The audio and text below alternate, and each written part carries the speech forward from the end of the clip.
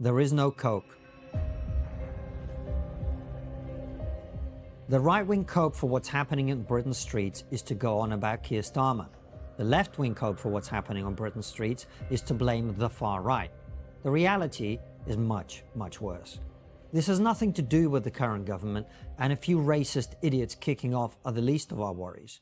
Yes, the violent criminals should be prosecuted and given harsh sentences. And yes, Starmer and senior police officers have not handled this well. But the fundamentals of this situation are inescapable. Britain has a stagnant economy that relies on cheap foreign labour and a population that is utterly fed up of mass immigration. Our economy isn't actually reliant on cheap foreign labour, but if we stop its influx, our politicians would have to admit the truth. Our economy is not actually growing.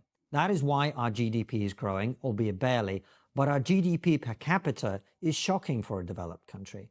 We have an open border. No, that's not an exaggeration. When I came to Britain in 1996, net legal immigration was around 55,000 a year. That's the number of people who come here illegally every year today. We have a Muslim population which, like any large group, is made up of all sorts of people. Most Muslims in Britain are decent and law-abiding. But as a population, the Muslim community has not integrated. More British Muslims joined ISIS and al-Nusra than the British Army, according to The Guardian and the New York Times. Google it.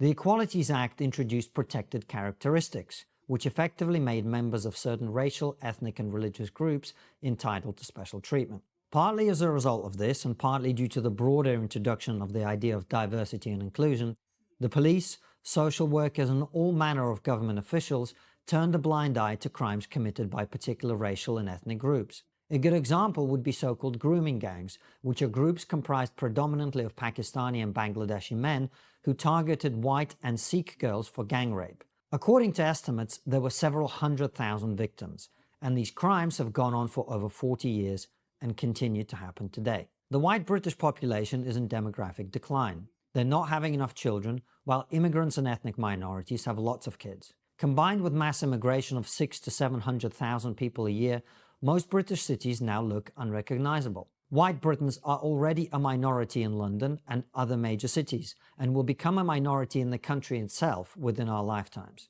It's important to understand that Britain isn't like America. Until very, very recently, in 2001, white British people made up nearly 90% of the population. Britain is not and has never been a nation of immigrants, but it will be soon. Despite the fact that the British people voted against this at every opportunity. They voted against it in 2010, 2015, 2016 with Brexit, 2017 and 2019 when the people they elected promised to stop mass immigration and put an end to illegal immigration. At the last election, they gave up on voting for the Conservatives and either voted for Nigel Farage's anti-immigration Reform Party or didn't vote at all, hence the lowest turnout for a century. This is one of the reasons you see increasing levels of censorship and thought policing in the UK. As people begin to express dissent against what is happening, maintaining the state of affairs requires more and more suppression.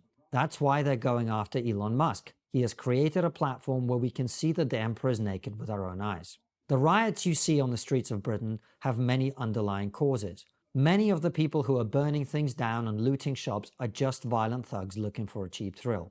The authorities will throw the book at them, as they should. But what they won't do is address the cause of the tensions which are bubbling away under the surface. They will give the can another big kick down the road.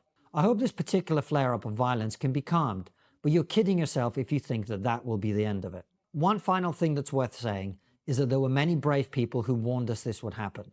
They were all demonized and ignored.